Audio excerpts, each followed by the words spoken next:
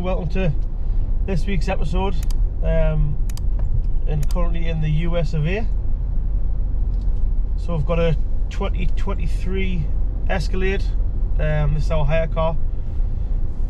We're in New Jersey at the moment, and we're going to be heading down through to New York and then probably to the Jersey Shore.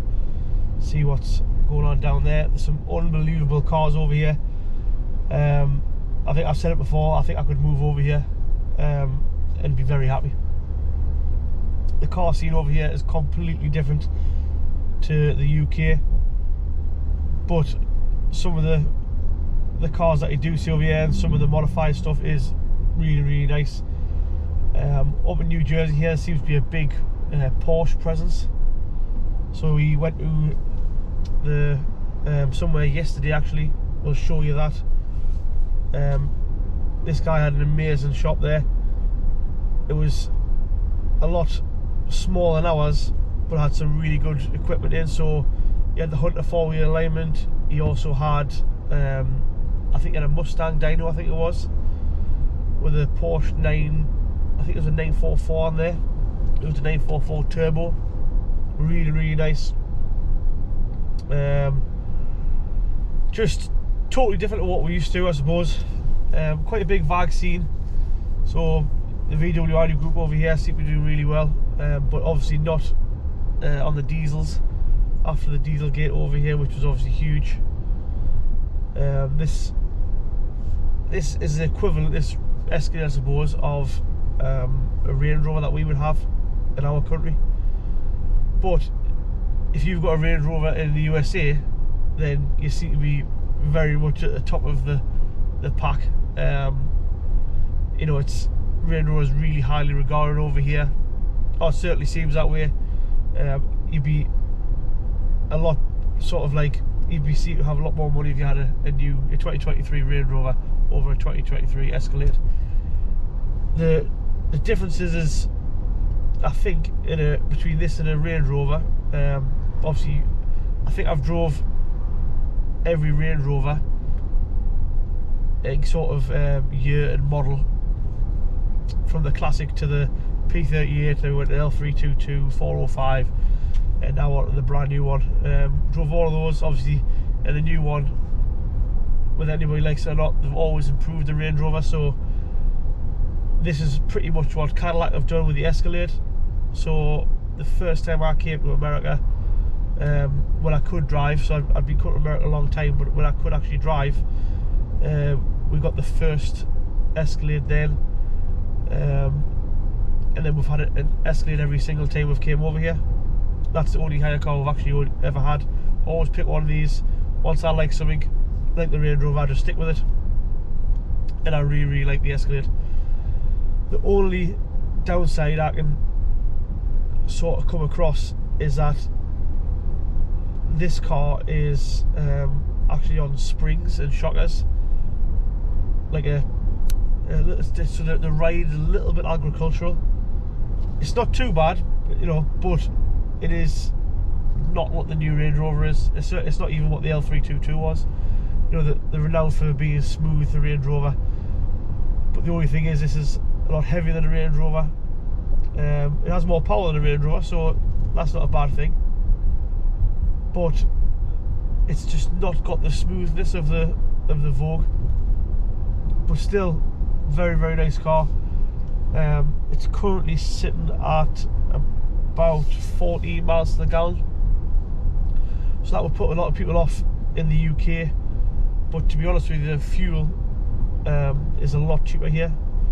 So just passing one now, so it's $3.99 a gallon over here, so fairly cheap, especially compared to our prices. So it's definitely affordable to run over here. I'm not saying everybody can afford to run one in the USA, but it's definitely affordable. And obviously you've got a lot of room in the back. So you've got the two front seats with a really big center console. Then we've also got 2 seats in the middle row. Then we've got 3 seats in the back. The 2 seats in the middle row are basically the same as the front. So the full size seats, armrests, really comfortable seats. Those are on the middle row, and to be fair, even the back row is quite good. And then, unlike the UK 7-seaters, once you get to that back row of seats, you then also have a full-size boot. So we had 4 cases in there the other day. Still lots of room for more. So, you know, it is massive. It's a lot bigger than a Range Rover. I would say it was a lot wider. You know, the centre console that we've got here is a lot bigger than a Range Rover. I mean, that armrest there, you know, it's like a 32-inch telly size armrest. That is very big. So it just shows you the depth of the console. So you've got like a total, like a massive room. You've got chill seats, heated seats, steering wheels heated. Obviously, if you need it, we don't need it at the minute. Today we're currently sitting at about 27 degrees, so it's really nice weather. So it's more like got the chill seats on. Oh yes, they come on automatically. Another thing I like on these Escalades, I've always had it, or certainly ones I've hired, I've always had the auto start. So basically, if it's hot outside, double push the button on the key, it'll start the car but keep it locked. None of the dashboard or anything turns on, it just starts the car, and it also puts the aircon on full for you, so it gets the car nice and chilled. And then if you do that in the winter, so when it's cold in New York, it does get cold, when you push that button twice to start the car, it'll put the heating on, and it'll also put the heated seats on. So, you know, they have got a lot of thought for things like that. And the dashboard now is totally different to what it used to be. So it was basically, they did have a little bit of an old school dash. I mean, when the first one I ever drove was very old school. It was old school when I drove it. So basically you had the column shift, and then on the next one you also had the column shift, but you had it up and down for if you wanted to change gear. It was like a paddle shift, but on the end of your column. And then as things have moved on, obviously we've got not this model, the model before, which we had when we went to Las Vegas. We've got a white one there, that was really nice. So, like I say, I think the same as every other car, every other manufacturer, they're always trying to beat what they've done before, but this one here is really nice. It's absolutely packed with technology. The car's got its own 5G, so you can, the car's got its own Wi-Fi. Apple CarPlay is on at the moment. The whole dashboard here is all like a digital touchscreen. Paddle shift, which I don't think they've ever had in a Escalade.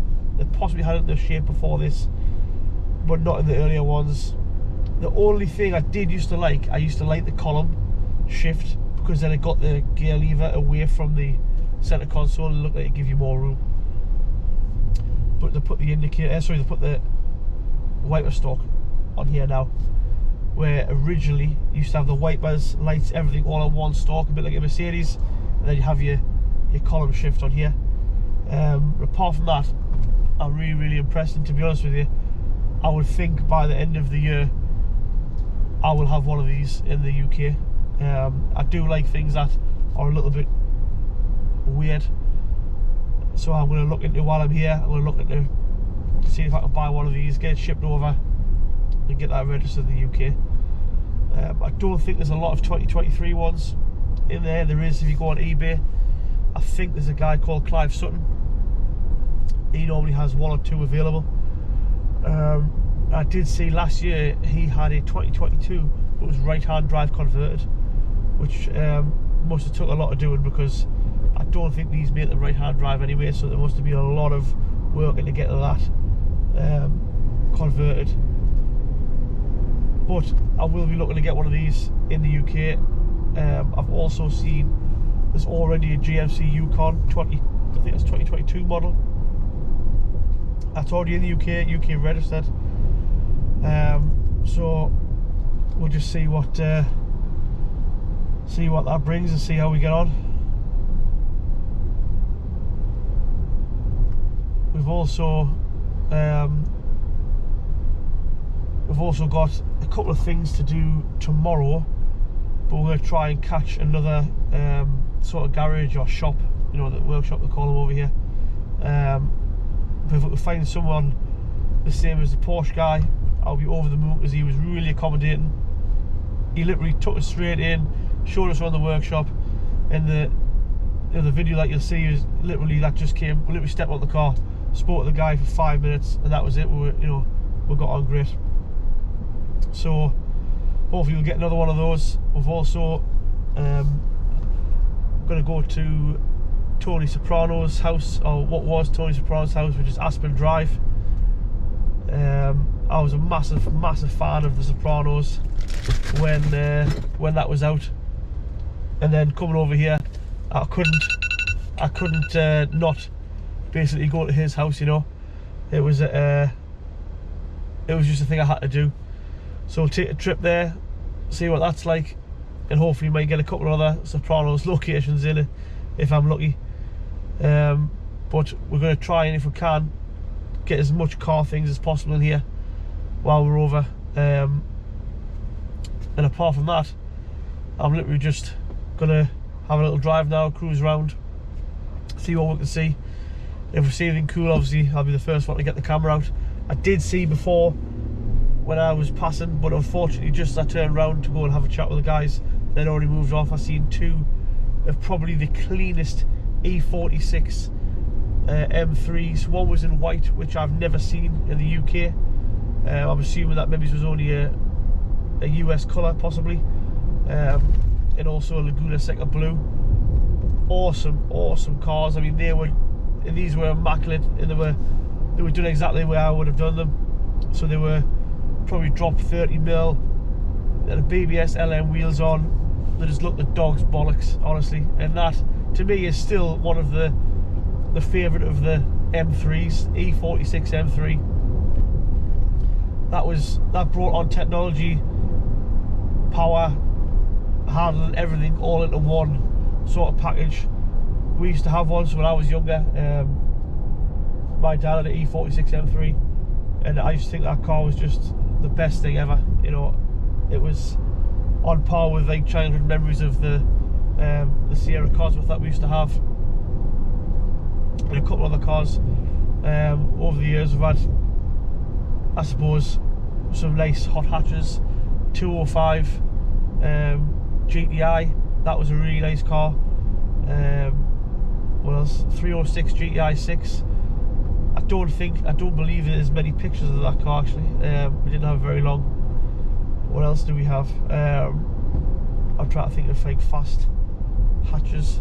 Had a 4-door, so the 4-door Sierra, the Sapphire Cosworth. With a 330 BMW, so it was a 330 CI Club Sport. So that was a really nice car, but basically we got that car, we were a little bit disappointed because we thought at the time, obviously naive, that that was a 3 litre and the M3 is only a 3.2, so it can't be that much more power. But actually it was a lot more power. Anybody who's drove both those cars will know they are nothing like.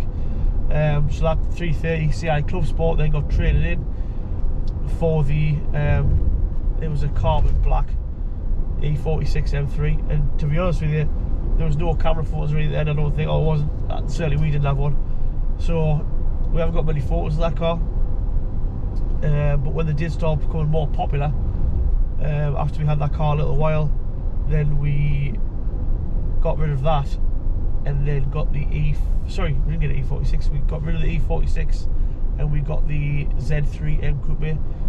So that car that you've seen in a couple of videos that we've done before, that's been with us a very long time, and it probably will stay that way for a long time as well. It's a really nice car, cool little thing.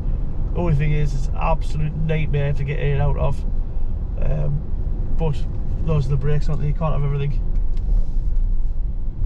So I'm going to leave it there for now, and we'll no doubt we'll see you soon. But thanks very much for watching in the USA. And unfortunately I will have to come back to the UK. You may see a little bit of the workshop today and tomorrow possibly, but I know Gary, as he mentioned after he done last week's video for me, so I've been in America last week and this week, so Gary's mentioned that he's on holiday, so there'll be only Jimmy on the front desk so Jimmy will be very, very, very busy. Jimmy, I'm not in, Gary's not in, so a little bit of down on staff, but the workshop will be full of the mechanics and the technicians, because I don't think there's any holidays luckily going on there. We've had Andy off on Thursday, Friday last week, but with any luck we'll not have any more holidays, or hopefully no sickness. I'll be back in the UK. I'll leave here Wednesday night and I'll fly later on in the evening, so then I'll be landing Thursday morning. I'll jump in the Range Rover, the yellow Peril, drive down from Edinburgh where we flew from, and I'll just head straight back to work. Hopefully I get a good sleep on the plane, and I'll try and catch up with everybody when I get back. So thanks very much for watching, and we'll no doubt see you later on in the week. Cheers everybody. How much is the inspection here? So I get $75 for plugging it in, and I walk around the car, and most of them are all my customers, so I know. So you want it to be good, yeah. But we don't have to put it up on the lift. I got a road test at 0.3 of a mile. I just drive it around the block and listen. As long as it feels good. Yeah. Yeah. And then we stop inspections at 1996. Anything older than that, no inspections. Wow. Yeah. And in this area here, there's not many old cars. Yeah. We stop after 25 years, I think. Okay, yeah. One's 25-year-old. Yeah. But our inspection's like it's probably the equivalent of, it's probably about $70-ish. Okay. Equivalent. But it's 45 minutes full. Yeah. Front to back. Which is great. Yeah. And it's good for, obviously, if the car fails the inspection, then obviously we get the work to repair it. Yeah. So that's where you do gain. Yeah. Yeah. So there is the opportunity to make money. Oh yeah, just definitely. following inspection sort of thing. But an awful lot of people don't service anything until it fails inspection. And then it gets, you don't get not many people do annual service, is it? Yeah, a lot of people want to wait until it's... Because I do a ton of servicing and a ton of brakes. Yeah. Or the ladies with the SUVs, they just rip up the brakes. Yeah. So you're lucky if they get 20,000 miles out of pads and rotors. Yeah. Because they're driving their kids back and the big forth heavy things, and they're maniacs. I'm just looking at something there, a little bit special. So these are from an Audi, right? But I have a collection of mini bikes, and I have threaded 2-inch pipe, and I'm going to make some stands for my mini bikes. Oh, right. So I figured I'm going to sandblast them, paint them up cool. I like the webbing in them. Yeah. And obviously you do a lot of milling and work. Yeah, milling and stuff. It's a disaster right now, but I've been trying to sell some stuff. I need one of everything. I don't need 2 or 3. Yeah. I have a small machine shop at home of MCO milling machines and lathes, because it's quiet. This place is nuts. Yeah. You know, it gets going and it's quiet. Yeah, you get no time to yourself to do stuff. So this, my Model T motor and the Ruxel rear, I have a 2-seater Mercury body. Made from 1921 to 24, and that's going. I have that at home, and that's hopped up with 40 horsepower, and that's going in that when I get time. Because there's a strange gearbox arrangement on a Model T, isn't it? I haven't drove them. I had lessons on them. 1 foot, you've got to keep one pedal down or something to keep one. To keep it in one gear. The neutral is in the middle. Right. And forward is low. But you have to keep it pressed all the time, is that right? Or you got to keep your foot on it. To be in neutral, it's like halfway. Right. All right. And then forward is, first. And then again, it'll go into second. And then you have a reverse pedal and a brake pedal, but it's just on a really thin drum. So after a couple brakes, you have no pedal. The heat's gone. So I have a 2-speed Ruxel rear, and I think Rocky Mountain makes bigger drums to go over the parking brake shoes to use that for your brakes. But it's still a mechanical linkage. It's not a hydraulic thing. It's still mechanical. And then you put 60 pounds of air pressure in your tires so you don't spin the tires when you brake. Oh, yeah. So I'm going to do that, but it's one of 1,600 bodies. Well, so I have that at home. I just got to grab a title somewhere. 4 hours maybe? Yeah. That means maybe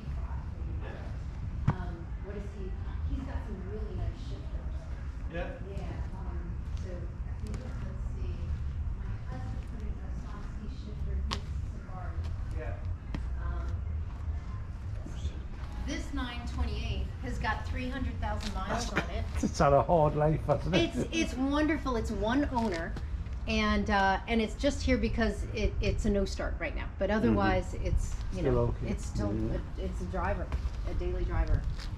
Definitely done some daily driving. Yes, exactly. 300,000. Would be a lot of money back in the day. Oh yeah, that would be a race car back then. Yeah. Yeah, a lot of money. This is really pretty. And this is as another well. 912. Yeah. Yep, this one's been restored. It's got a really nice engine, an upgraded engine to it. Makes it a little faster. So this one's actually real fun, real fast. I couldn't tell you what's in it, but you know it when you drive it. The engines look so small now. I know. Yeah. Well, the new ones is just Everything- packed everything is every just- single Yeah, thing. there's no room under the hood for anything really. Right. Like you get your hand in there, but on a new one, if you get that, Like a the Jeep, Macans. yeah, Yeah. it's just Just nothing. Yeah, sealed. exactly. And there's a plastic trim goes over everything. I mean, it would be nice to do this kind of thing all the time, but Yeah, we enjoy it. But the money's in the servicing, really. The run of the mill service and repairs sort of thing has got to pay for Yeah. some of this kind of subsidises it, should I say? But this is a collector's, and yeah. when there's something wrong with their Baby. collector Their piece. baby. With their babies. Exactly. They're very happy to find somebody that knows what they're doing. Oh yes, Yeah. and pay for it. Yeah.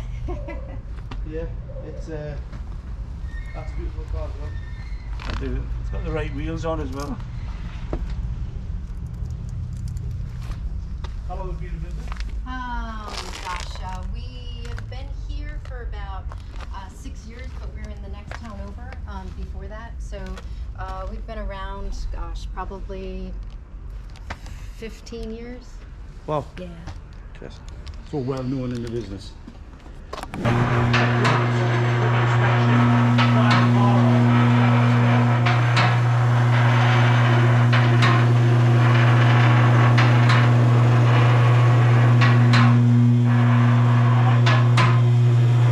Does that mean your head clears there? Yes. This actually, the guy that did that, we were experimenting with some ideas. And he was doing this part here, from here up and in the front. And he did this much to the car, and he's in the wind. We don't know what happened to him. Left. Oh, I know. So, and I made this here, rock in there or something. I don't know. But all new, everything in here is, bushings are all new, fuel lines are steel braided, new axles, a lot of work. And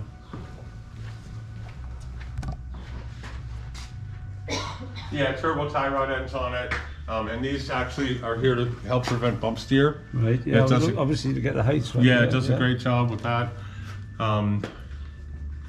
Working at Bugs out, we had a little wheat bitch from a couple of banjo fittings. We took care of that. And and the bumper, this here looks like it's roller supports. They're actually just here and here. Look up in here. It's dead. I just pushed it in. I just needed it to make these corner supports. And I only have one horn right now. I'm missing one tone, so it's a little bit off. Flat. Yeah, it's cool. And I don't have a windshield squirter bottle right now because I don't like them in the fender well with what this car's going to be doing. Yeah.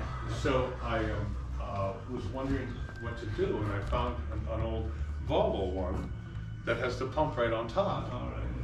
And then I thought, well, if I could find one of these, this will work great. And I'm working on this thing, which I have. But I found out, and live and learn, that what I really needed to do is take 1.1 inches off the bell of the G50 to make it fit. Move it further forward. And move it further forward. And I couldn't do that. So I decided to keep the G50 for another day. You do all your own machinery? I don't do machine work, but I can rebuild gearboxes and all that. But the machine work that I do, I found someone who is swore me to secrecy and never give his name out, or he'll never work for me again. But when I found out about him, when I walked into his shop, You knew you were in the right in a place. millisecond, I knew I was in the right place. You do, don't you? And he had a block there that I was working on an engine and I was putting new bores in 107 mil.